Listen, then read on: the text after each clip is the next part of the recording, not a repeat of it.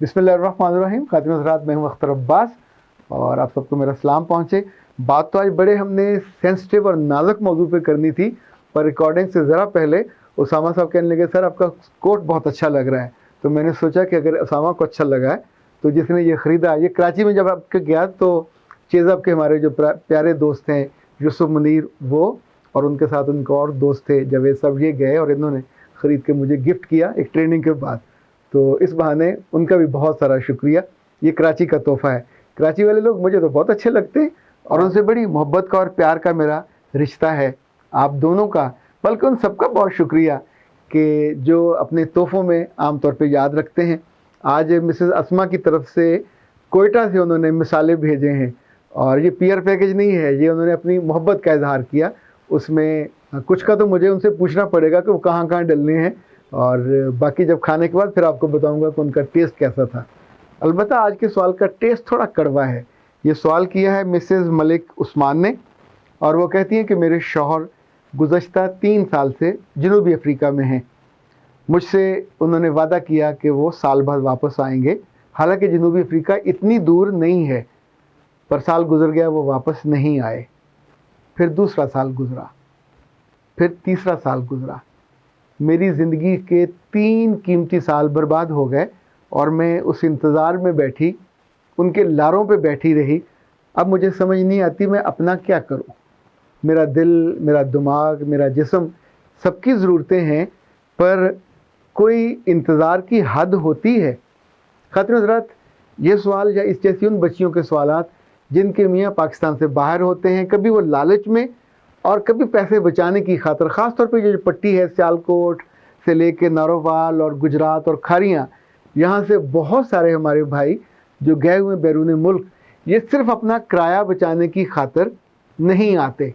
ये जाने बिना कि रब ने और उनके ख़ानदान ने और मुआशरे ने जिस लड़की को उनके अक़द में दिया, जिसको उसका हमसफ़र बनाया, ये इतना जुल्म है उसकी ज़ात पे कि आप उसको अपने साथ ले जाने की बजाय आपने उसको वहाँ रखा हुआ। ना तो वो मेड थी, ना वो घर की माई थी, ना वो गवर्नेंस थी, ना वो आपके माँ बाप की नर्स थी। उसका रोल जब निकाह हुआ था तो आपकी बीवी के तौर पे तय हुआ था।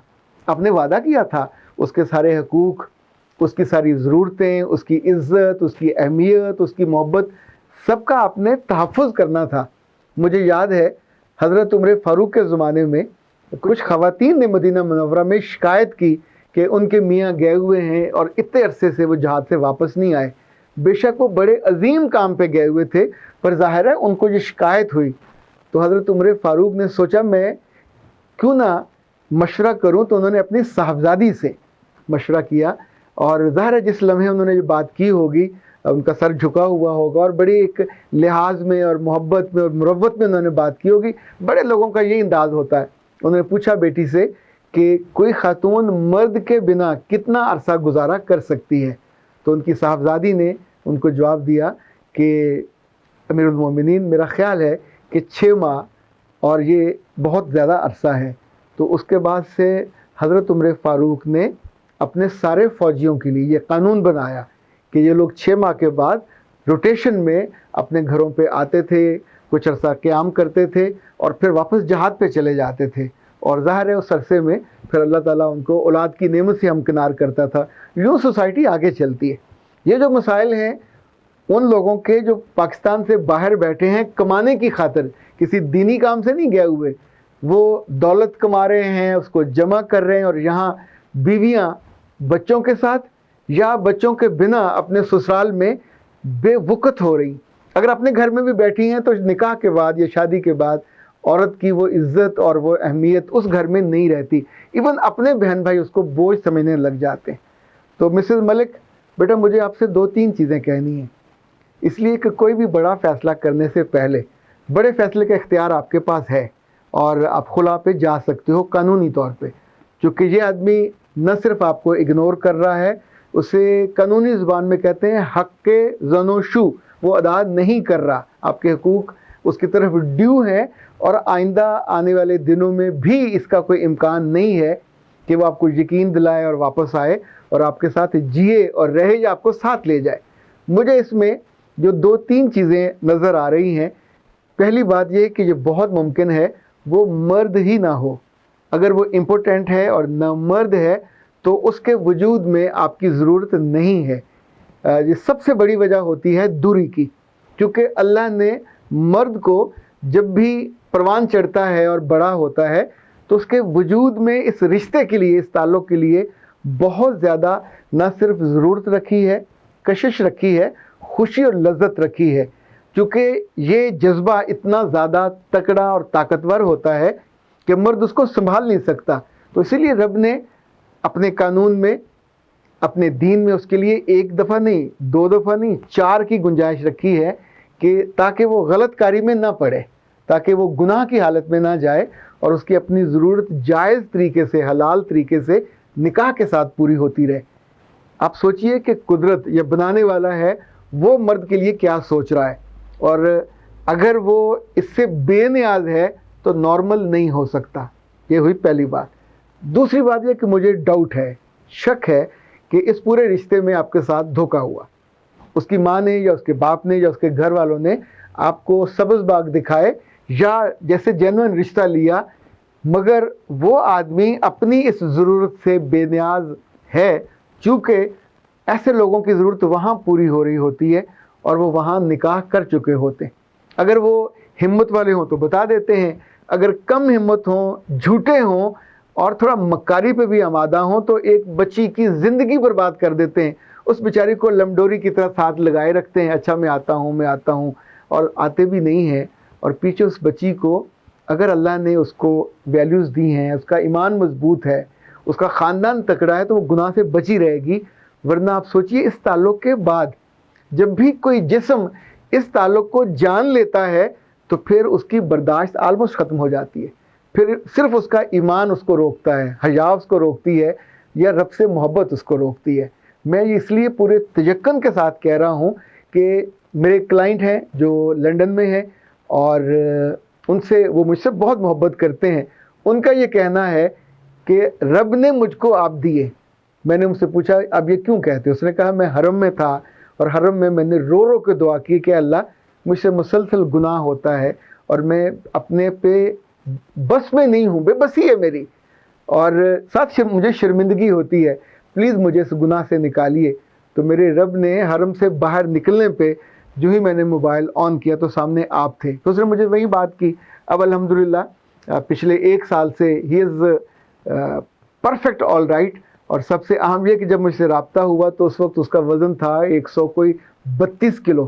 تو پھر میں نے ڈاکٹر نوشین صاحبہ کو ریفر کیا، انہوں نے اس کی ڈائٹ بنائی، تو ابھی ماشاءاللہ وہ 72 kg پہ ہے. یہ سو ہیپی. ایک تو سمارٹ ہو گیا، پھر اس نے اپنے آپ پہ قابو پایا.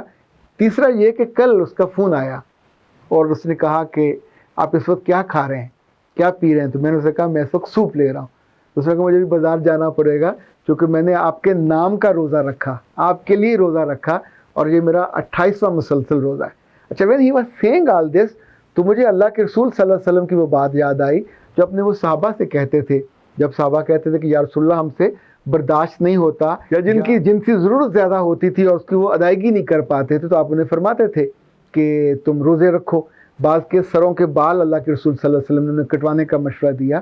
تو اپنے وجود پہ، اپنی ضرورت پہ، اپنے نفس پہ قابو پانے کا یہ طریقہ اللہ کے رسول کی دین ہے. پر آج کے زمانے میں بھی اگر کوئی نوجوان جو انڈیپینڈنٹ ہو، کھاتا کماتا ہو، اچھی جگہ پہ رہتا ہو اور کئی ساری گاڑیوں کا مالک ہو، بزنس اس کا بہت اچھا ہو، وہ بھی اگر اللہ سے محبت کا خواہش مند ہو تو میرا رب لندن جیسی جگہ میں اس کی ضرورت پوری کر دیتا ہے اور اس کو اس رستے پہ لگا دیتا ہے جس میں عزت ہوتی ہے، جس میں اس کے لیے تحفظ ہوتا ہے. تو ایسی بچیاں جن کے ساتھ اس طرح کے مسائل ہیں، انہیں یہ 3 کام کرنے کہ پہلے کنفرم کر لیں اس کی وہاں شادی نہ ہوئی ہو. شادی ہوئی ہو تو اس کے خاندان کو بیچ میں ڈالیں کہ وہ مسئلے کو سیٹل کریں یا لے جائیں. یعنی شادی ہونے کے بعد ڈائیورس لازمی نہیں ہے، آپ اس کے ساتھ بھی رہ سکتے ہو، یہ ایک آپشن ہے. دوسرا آپشن یہ ہے کہ اس کے بارے میں اس کو میک شور کریں کہ وہ کیا پورا مرد بھی ہے کہ نہیں ہے.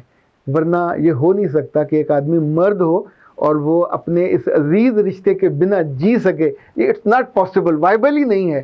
اور تیسری چیز یہ ہے کہ پھر آپ اگر کنفرم ہو جائے تو پھر بے جا انتظار کرنے اور اپنے آپ کو عذاب کی سولی پہ لٹکائے رکھنے اور اذیت دینے کی بجائے یہ آپ کو قانونی طور پہ حق ہے، فقہی طور پہ حق ہے، دینی طور پہ حق ہے کہ ایسے نامرد سے اور ایسے بے وفا آدمی سے اور ایسے لاپرواہ آدمی سے زندگی اپنی الگ کر لیں۔